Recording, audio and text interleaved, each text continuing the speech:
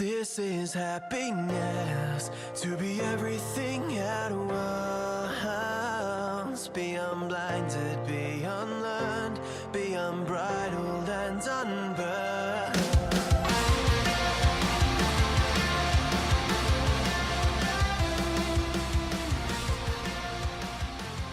Hey everyone, and welcome back to a brand new episode, a brand new week of Mood Prep. And my name is Dave Nixon, for those of you that are listening for the first time. And I'm pretty pumped. I just came off the weekend of a seminar up at Code 5 Gym in Sydney, working with 15 coaches up there on a whole range of pretty cool shit. So if you were there and you listened to this, thank you very much for attending. And I'll have more dates of my seminars coming up in Sydney. I've got ones coming up in Melbourne. The seminar itself is called Connected Coaching, and then that's the one-day seminar. And then there's a 3-day intensive that follows called The Next Level. So either way, I'm back up in Sydney, I'd say, within the next 4 to 6 weeks. Down in Melbourne at the end of this month, which we're in June, and then over to Perth in July as well. So super exciting times ahead with that, which I really enjoyed. So anyway, coming off that, today I'm going to be talking about choose your pain. Choose your pain.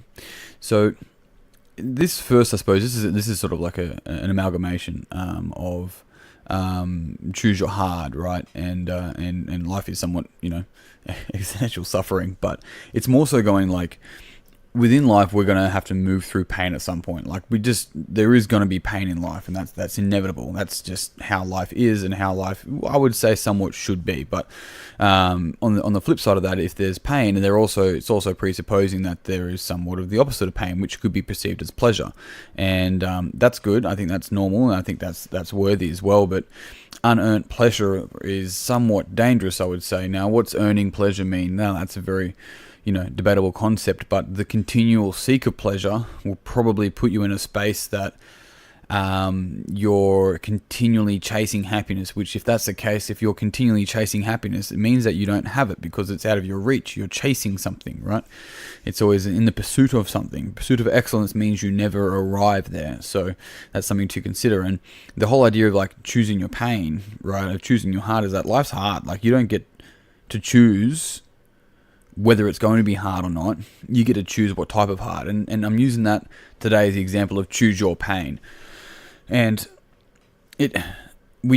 you'll find a lot of people will try to, maybe this is you at some stage, it definitely has been me, and maybe there's certain areas in my life where it is me today that I'm not aware of until the future. It's usually how it works, but that we try to avoid pain, right? It's pretty normal, pretty inherent. If we can avoid pain, we might try and do that, which is fair enough, but there's some pain that's necessary.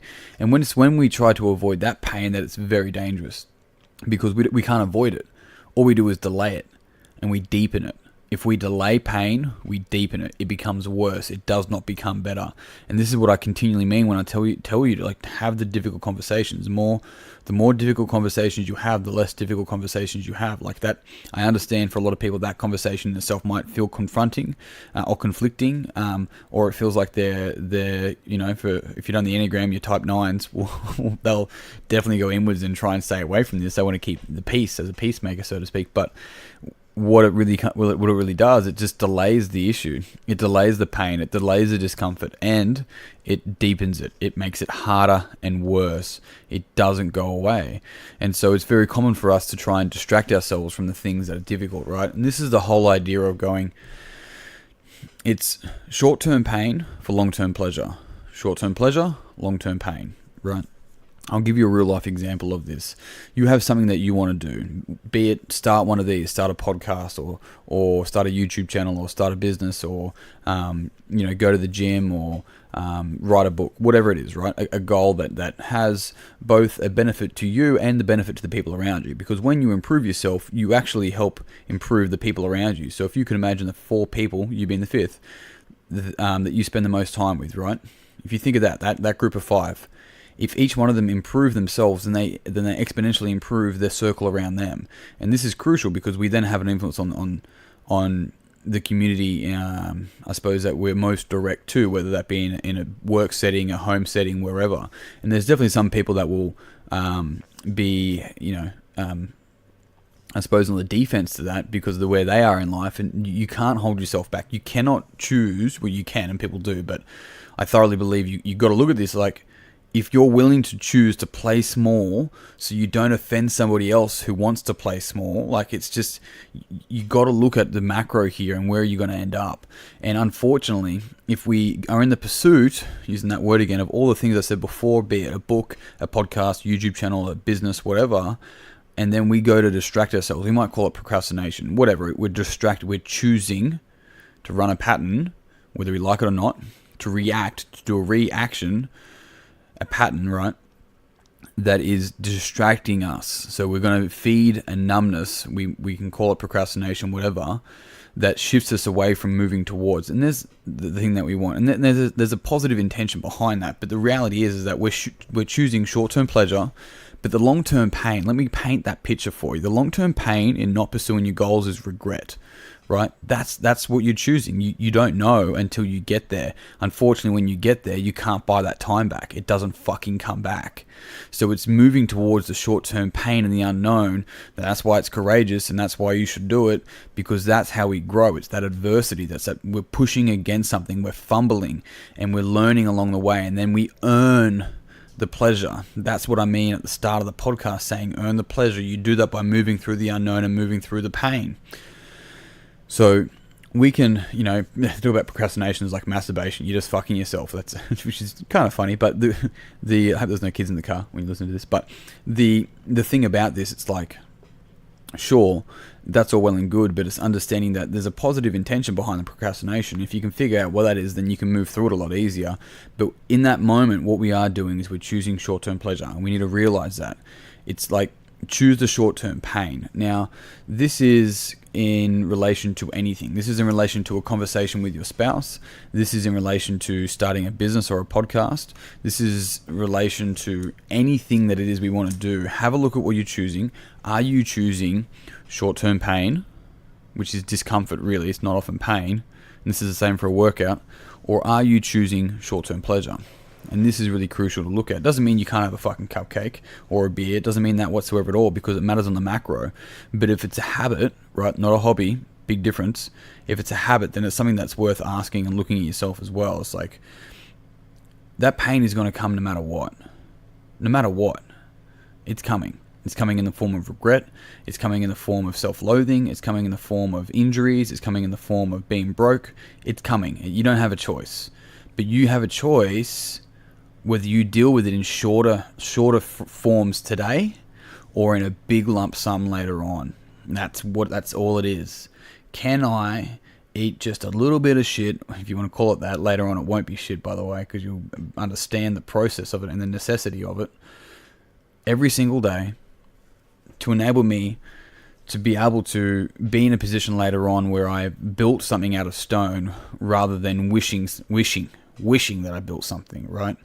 And then blaming and then feeling resentment around that. And this is, if you speak to people old enough, that you can hear it in their voice when they talk about things that they want to do but never did.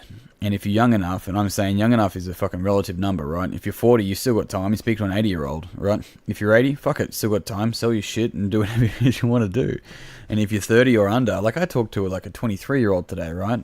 And like I'm 29, I've still got plenty in the game, and it's just like, there's no rush. Be patient, dude. You got to think about where you are in 5 years. Like, I think about where I'm in a year. I think about where I'm going to be. I focus where I'm going to be in a year and 3 and 5 years or whatever. And I don't know, but I focus on that. But I plan my day. I'm like, what am I doing today? What's my micro? What is the difficult thing that I've been avoiding that I can do today that'll get me closer to where I want to be in 3 years' time? Because that 3 years is always 3 years away, and I'm fully aware of that. But if I can enjoy the process, and this is part of the process, this podcast for me, then fuck, like no one can take that away from me. And so I'm going to finish the podcast saying this, is that in life, you don't get to choose whether you have pain or not. You get to choose when you endure it and how much. And if you can endure small bits of pain more frequently, you'll avoid long bouts of pain later on. And I want you to think about that, and hopefully do something with it. Team, thank you very much for listening to the podcast. As always, if you found this podcast beneficial, I would love it if you would share it with a friend who you think would also find it beneficial. What I would recommend you guys to do is to jump on Facebook if you haven't already and join the Mood Prep Online group. As of the 1st of July, that's going to change. It's right now, it's a free group. It's still closed, but it's free. You just have to basically click on the please accept me, and I will, because I'm a nice guy. That's how it works. And then after that, it's moving into a membership style sort of thing. But look, there's a lot happening with that. Basically, that group, effectively, you can have input into the podcast. You get to ask my guests questions that will be answered by them, and many, many other things. I put more resources and more books, and you get access to my seminars first and all that sort of stuff as well. It just gives me a chance to make sure that I'm really focusing on the people who are wanting better direction and more clear direction, and a little bit of assistance around where it is that they're doing, going, and what they're learning, if they're enjoying it. So, team, that's it. That's me. That's done. Thank you very much for listening, as always. Until next time, peace and pizza. Kick today in the dick. Slay the dragon. I'll see you soon. To be everything at once, be unblinded, be unlearned, be unbridled and unburned.